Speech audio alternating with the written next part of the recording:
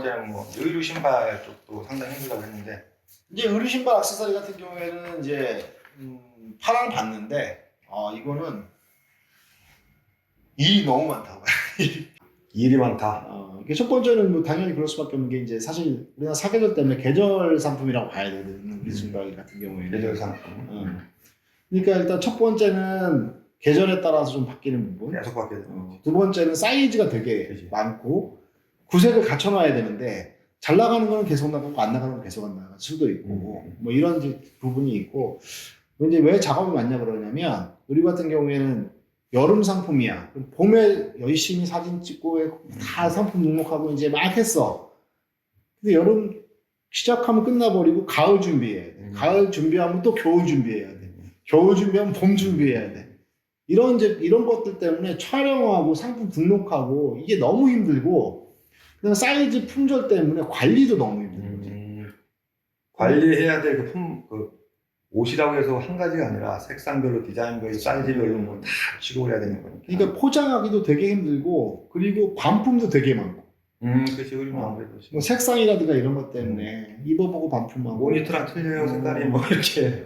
사이즈도 이제 우리가 어떤 정확한 자기 치수라든가 이런 게 계산이 잘 안 돼서 그런지 몰라도 반품이 상당히 많은 부분이고, 그러니까 그 반품을 처리하는 부분, 그리고 이걸 뭐 다시 재포장해야 되는 부분, 이런 부분 때문에 시간적 소요도 많이 되고 상품을 등록하고 하는 것도 너무 힘들고.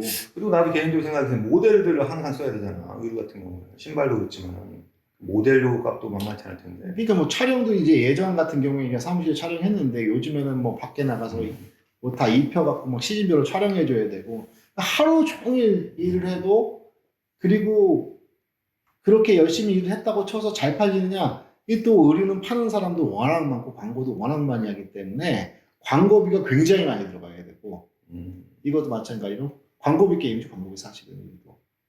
그리고 또 시즌이 지나면 또 재고 처리 문제도 있을 거고. 그 재고를 그 다음에 팔아야 되는데 앞으로 남고 뒤로 까진다는 표현. 앞으로는 뭐 팔아서 버는 것 같지만 광고비 빼고 재고 내년에 팔아야 되는데 내년에 재고 못 팔게 되면 다 까지는 거니까 이게 남는지 까먹는지 알기 어려운 장사. 그러니까 의류 같은 경우에는 이쪽의 전문가들 또는 이쪽 업종에 종사했던 분들, 그런 분들 아니고서는 유행을 따라가는 것도 굉장히 힘들고, 이거 심지어 우리 같은 경우에는 유행에 되도록이면 안 타는 아주 기본형 티셔츠 뭐 이렇게 정말 기본형만 판매했는데도 판매는 되고 마진이 좋은 것처럼 보이지만 일거리가 너무 많다. 일거리가 너무 많고 시간이 너무 많이 들어간다.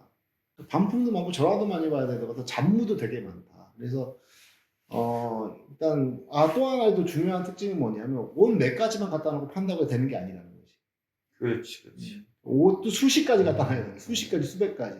그나마 이제 우리 같은 경우 사실은 일반 의류보다는 아동복을 많이 했었는데 원래 유양봉 했으니까 이제 아동복을 손을 댔었는데, 아동복은 뭐 특별하게 뭐 디자인이 뭐 화려하거나 뭐 유행을 타거나 이런 것도 없는데 그럼에도 불구하고 사이즈가 너무 많고 이거 장난 아니에요. 그럼에도 불구하고. 그렇지. 뭐 사이즈가 해도 사이즈 뭐 한 옷의 사이즈만 해도 몇 가지가 나온 거겠지. 또 아동복은 또 단점이 어른들과 이렇게 규정이 좀 정해져 있는데 이거는 아동복은 유행을 많이 안 타는 대신에 사이즈가 굉장히 많은 거예요. 커가면서 입어야 되니까.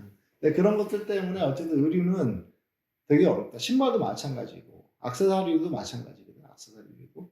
그러니까 그 유행을 미리 알아볼 수 있는 눈이 없는 사람들이라면 내가 손대지 말아야 돼. 결국엔 그 업종에 오랫동안 뭐 종사하거나 관련이 있는 사람들이 해야지만 어느 정도 성공의 발판을 좀 다질 수 있는. 좀 안타까운 부분은 뭐냐면 이제 의류 쪽으로 뛰어드는 분들 보면은 마진이 굉장히 좋다라는 것 때문에 이거 한 벌 팔아갖고 예를 들어서 뭐 원가는 5,000원밖에 안 되는데 15,000원, 20,000원 팔면 굉장히 마진이 좋으니까 몇 벌 팔면 얼마 남는다. 단순히 이런 계산으로 접근하시는 분들이 있는데 그렇게 해서는 안 되는 품목이라는 거지. 앞으로 벌고 뒤로 까진다. 뒤로 까지는 돈도 무시할 수 없을 만큼 많이 까진다. 어쨌든 작업하는 것도 상당히 힘들고, 특히 이제 사진 기술이나 이런 것들도 이걸 직접 하려면 이제 뭐 스튜디오에 갖다 주고 찍어도 되긴 하지만 그것도 상당한 비용과 시간이 들어가니까 그런 것보다는 조금 그냥 손 안 대는 게 이쪽 계통에 종사하신 분, 정통하신 분 이런 분들 아니라고 하면 손 안 대는 게 최고다. 모르고 뛰어들어서는 안 될 품목이다. 그러니까 이제 우리 같은 경우에도 우리를 여러 번 팔았었는데 나중에 되면 거의 사은품으로. 그리고 웃기는 건 뭐냐면 사은품으로 줘도 별로 안 좋아요. 아니 우리는 이제 아까도 얘기했지만 팔아본 거는 뭐냐면 유아복 계열, 그다음에 출산 준비물이라고 해서 애들 배너저고리부터 시작해서 코대기 같은 것들, 그다음에 이제 아동복, 그리고 임부복을 파는 적이 있어요. 임부복, 임산부복, 임부복은 특수복이니까. 그런데도 불구하고 임부복도 유행이 있고, 임부복도 유행이 있고, 임부복을 나중에 이제 안 되니까 이제 막 출산 준비물 팔 때 사은품을 줬는데 그래도 거의 효과가 없거든요. 그러니까 웬만하면 손대지 않는 게 건기식보다는 조금 낫지만 그래도 이것도 이제 나중에 정산을 해보면 고생 대비해서 버는 것도 없고 벌었는지 까먹었는지조차 계산하기도 어려워. 그치, 일단 재고 보유 수량이 가격이 비싼 제품이 아니니까 상당히 많을 거고. 그러니까 안 나가는 건 정말 안 나가고 또 잘 나가는 건 금방 빠지긴 하지만 안 나가는 건 정말 처치곤란이에요. 그렇다고 구색을 안 갖출 수도 없고. 구색을 안 갖추면 안 나가지. 그러니까 잘 나가는 거 안 나가는 거 같이 구색을 맞춰야 되니까 사람 입맛에 맞추려다 보니까. 어쨌든 몇 벌 갖다 놓고 몇 종류 갖다 놓고 판매가 안 되는 거니까 최소한 수십 개 수백 가지는 갖다 놓고 팔아야 되는 부분이라서 굉장히 어렵고 신발 같은 경우에도 아동화를 했었는데 아동화도 뭐 똑같은 케이스고 나가는 놈은 나가는데 안 나가는 거 죽어도 안 나가고. 그렇다고 또 고객들한테 선택의 폭을 주기 위해서 또 종류별로 또 구색을 또 안 갖출 수가 없는 부분이 있다 보니까. 그리고 어쨌든 결정적으로 얘도 광고비 싸움인데 광고를 하다가 안 하면 제품이 안 나가니까 계속 광고를 해야 되는 그런 뭐 광고비에 대한 부담도 상당하고. 그럼 그쪽 액세서리나 신발 쪽도 그럼 의류와 마찬가지로 그쪽 업계에 좀 오래 종사하거나 뭐 직접 뭐 제조를 해봤다거나 뭐 이렇게 관련 있는 사람이 좀 유리한 그런 품목이라고 볼 수 있겠네요. 그렇게도 볼 수 있고 이제 어떤 분들이 많이 하냐면 이거는 이제 원래 이걸 했던 분들. 그러니까 무슨 얘기냐면 내가 의류 매장을 좀 크게 하고 있다든가 아니면 내가 신발 매장을 원래 신발 도매를 하고 있었다든가 이런 분들 그런 분들이 온라인으로 넘어오는 건 괜찮은데 온라인을 시작하면서 그런 것들하고 상관없지만 나는 옷이 괜찮을 것 같아. 내가 옷을 좀 보는 눈이 있어. 이 정도 갖고는 안 된다.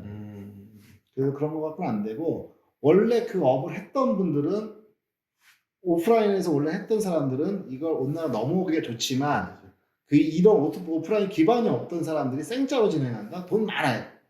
돈 정말 많다면 괜찮지만 돈이 없고 별로 돈이 없고 처음 시작하는 사람들은 온라인 쪽에 손 대지 말아라.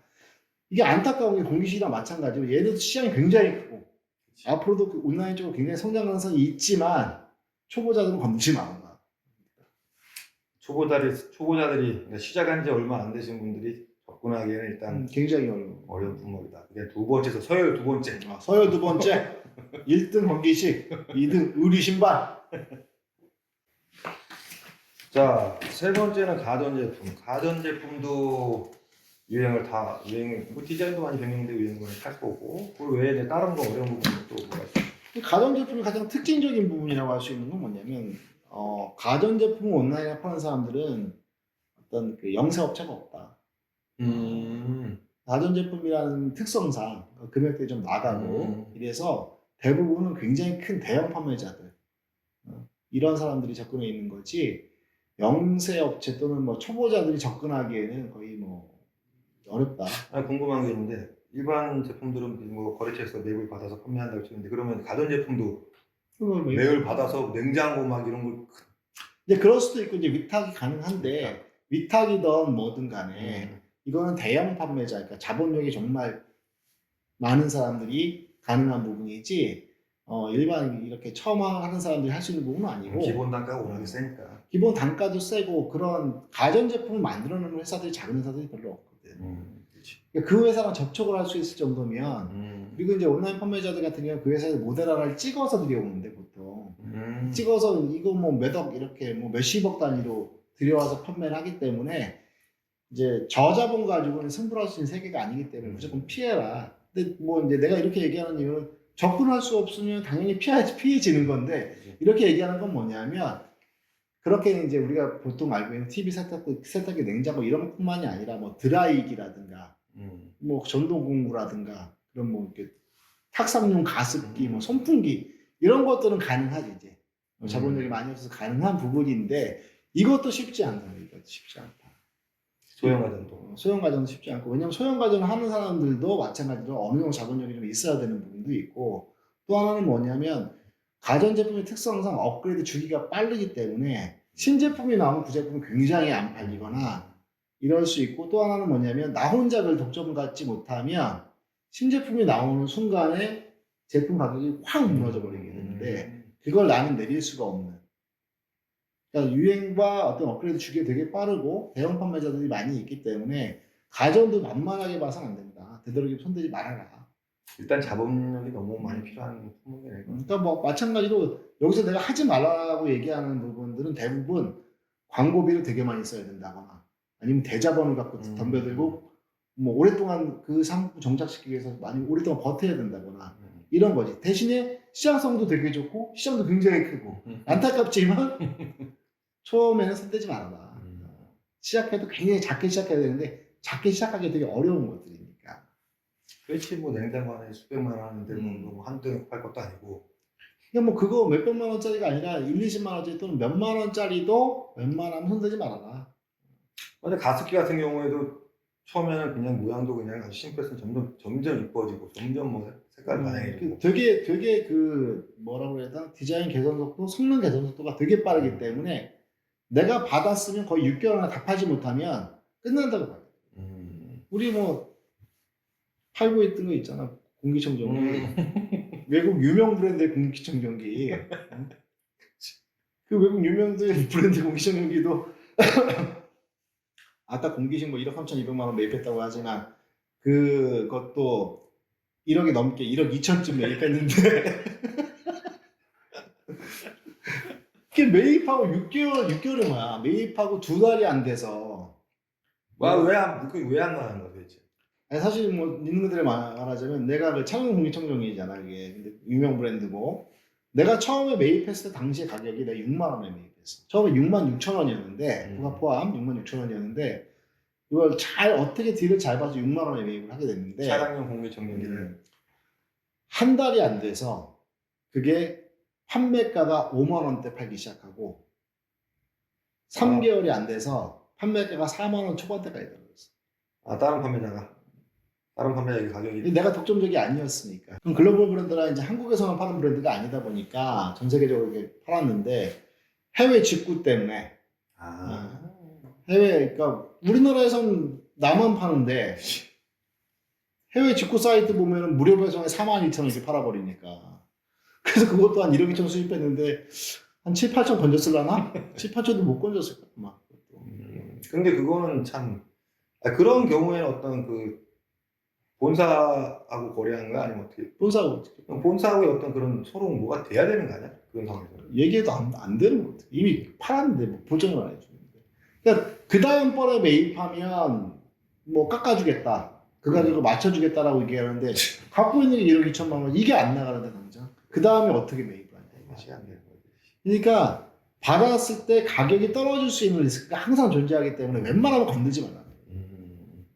그러니까 처음에 무턱대고 건드렸다가는 가격이 뚝뚝뚝뚝 떨어지면서 손실 금액을 엄청나게 키울 수 있기 때문에 이것도 웬만하면 건드리지 마라. 그러면 그것도 마찬가지로 가격이 다운되는 거는 뭐 신제품에 나와서 업그레이드 제품이 나와서 가격이 다운됐다고 해야 되나? 그러니까 그 제품에 신제품이 나온 건 아니지만 이 회사의 이 제품을 모방, 이 회사 선도적인 입장에 있었다 하더라도 타 회사에서 비슷한 성능의 가전제품이 출시되면 가격을 떨어뜨려 버리면 얘도 같이 떨어지는 거지.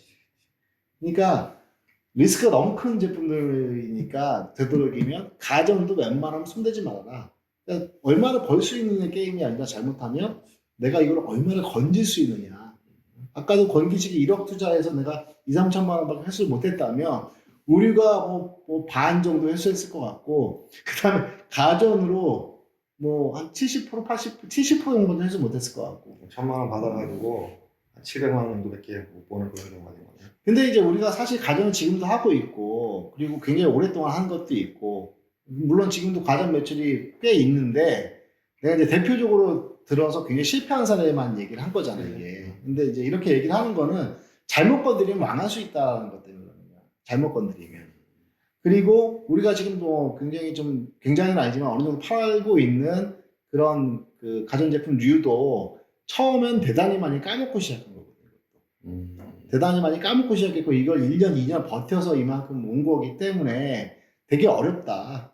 그리고 잘 나가는 가전제품을 초보한테 누가 주겠어, 솔직히. 처음에 들어가면 굉장히 안 나가는 거예요. 거의 쓰레기 치우듯이 그걸 받아서 그걸 버텨내야 좀 잘 나가는 걸 나중에 가져올 수 있는 이런 시장이기 때문에 처음에 자본이 없거나 처음 경험이 많지 않으신 분들이라면 이건 무조건 피하라고 이제 얘기하고 싶은 거지. 그치, 아무래도 뭐 물건을 주는 회사 입장이나 받는 사람의 입장이나 그게 어느 정도 서로 간에 뭐 좀 세월이 좀 흐르고 서로 돈독한 뭐 그런 관계가 돼야지만 뭔가 좋은 제품이 올 수 있다. 처음 우리 물건 주세요 했는데 그 사람한테 좋은 물건을 줄 리가 없다. 그러니까 이런 개념이네. 우리가 처음 가전 시작했을 때도 거의 그쪽에서 그 회사에서 쓰레기 주고 쓰레기인 줄 알고 받았고 아, 작전상. 그 쓰레기를 1억 받았고 사실은 그걸 1억을 손해를 보면서 팔았고 다 팔고 나서 그 다음 거를 내가 니네한테 이만큼 내가 도움을 줬으니